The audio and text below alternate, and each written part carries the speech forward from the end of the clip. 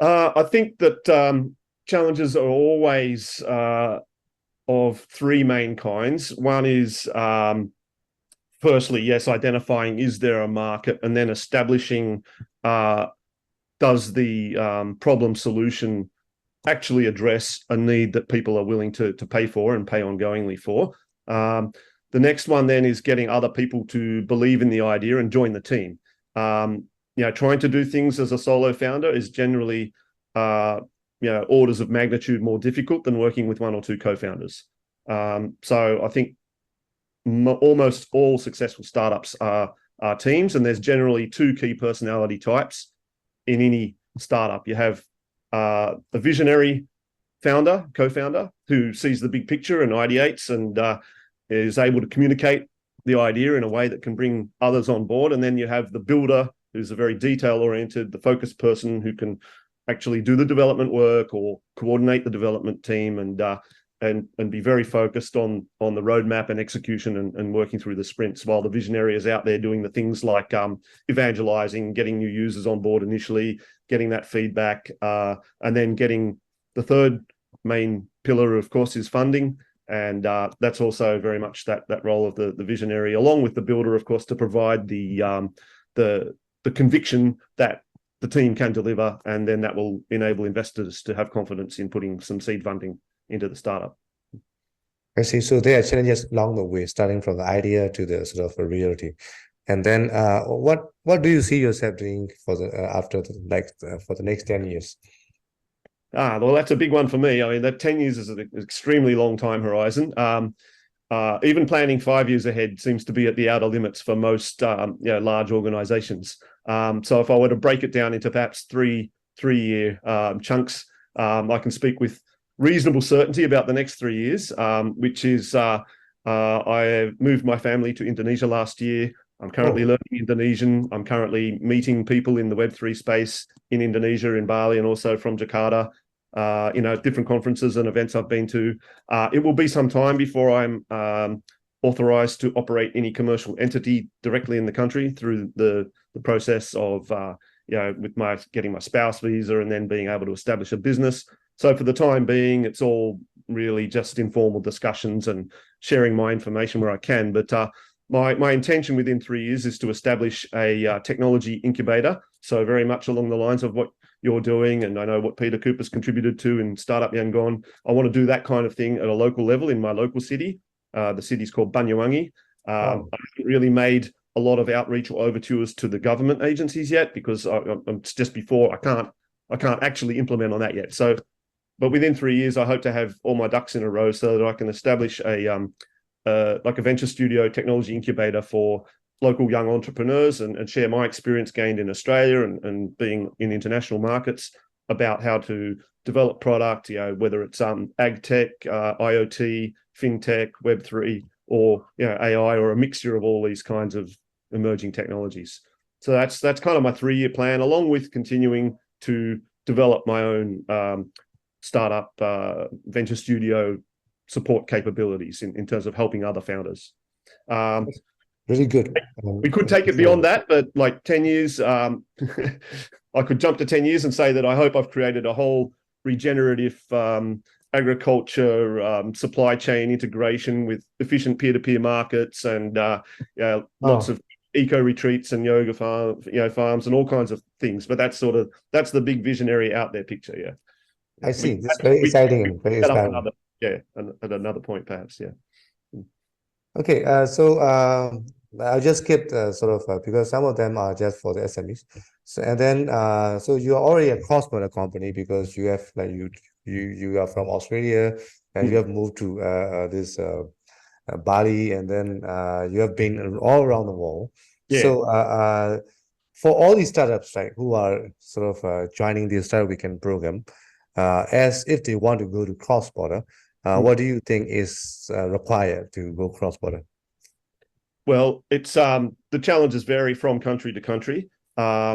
Some countries provide a robust framework to support startups. Like Australia, for example, has a lot of government programs available to help with matching grant funding, that kind of thing. Plus, we have an organisation from the part of the federal government called Austrade, and you're familiar with Austrade. There's representatives were in Yangon when I was there, January 2020. We had support when I came as part of a startup called Fractonium. We had actual Austrade support for introductions, and we had an embassy support, that kind of thing. Now, you may not be fortunate enough to be from a country with that well-established support. So the best way then to get it is to be in communication with peers in other startup groups, and exactly like we're doing here today, sharing information between other countries, organizations, and getting those introductions to people who might be in a jurisdiction where they have an established company or a framework where they can help you start to develop your cross-border connections and start to offer something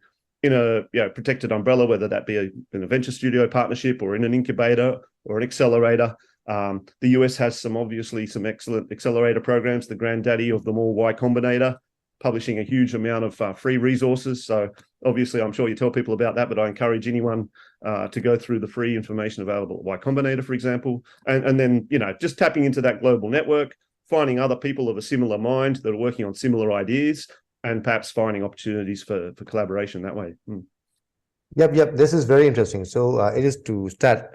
So your advice for them is to start networking, right? So online, into groups, into sort of programs, and then everything, and then start looking for the people who are active in the industry that you want to penetrate into. So basically in different countries, so that these people will help you to establish your footholds in various countries, so that you can start going cross-border business, start establishing the business cross-border. Yes, and I see you brought up the startup school website, which is exactly the resource I was referring to. It's very good to I've been around in this startup school for the last 5 years something. I started in 2018. So I just keep sort of updating so this is very, very interesting. It's like weekly updates and everything. And then I keep updating since 2018. So I think it's like for the last 5 years. I don't know, 5 years sort of what of my startup evolution, all capturing the same place. And then this is very interesting. And then we have the angel list, and then even the texter themselves, they have their own sort of resources. Star Weekend is one interesting sort of open source version of sort of pre-accelerator program. So pretty much anyone can pick up and apply for it, and then use their resources to establish the events, which is really inspiring the young people around us. And then at the same time, the youngster can also sort of connect to other sort of through this Star Weekend communities, because the one community is already connected to another community, and then they can always stay sort of hop around. This is a very sort of good advice that you're giving it to us. And what would you sort of advise or suggest? So what is your final, because we are just doing a very short interview, so we are reaching to our end of our discussion, and then I would like to sort of request for your advice for all the startups who are joining the Star Weekend. Well, firstly is if you are looking to be a startup entrepreneur, it is a big commitment, not for the faint-hearted. Firstly, have courage of your convictions. If you do truly believe that this is the path for you, be prepared for a long, challenging, at times perhaps torturous, but ultimately incredibly rewarding journey. I don't believe there's such a thing as complete failure ever, even for startups that fail, and being mindful that the majority do fail and not many succeed to meet their full roadmaps. But in every failure is incredible learning and incredible personal growth. And I just say to all the young people looking at your vision and what you believe is possible for the future, back yourself, have confidence in yourself, make the right connections, be willing to take the lessons that are presented to you in the best grace that you possibly can. Don't burn bridges, because you never know when in future, many years down the track, you may find that someone that you did something with that didn't work out that time, but maybe there'll be a future opportunity to collaborate once again on something that will be of great benefit to humanity. So I suppose, holding a vision of the highest good for humanity is always utmost, but don't be afraid of personal success through hard work and perseverance and overcoming challenges. Thank you so much for giving us all advices and all sharing your experience and everything. We'll keep in touch and so we can community အနေနဲ့ဒါကျွန်တော် video လေးကျွန်တော်လုပ်ထားရရှိပါတယ်အဲ့တော့နောက် video လေးစောင့်ကြည့်ဖို့အတွက်ကိုတိုက်တွန်းရင်းနဲ့ကျွန်တော်ဒီနေ့ဒီ program လေးကိုဆုံးသက်လိုက်ပါတယ်ကျေးဇူးများတင်ပါတယ်ခင်ဗျာ Thank you so much Bradley for helping us. Thank you very much indeed, Thate. Great to see you again. Yeah. Yep.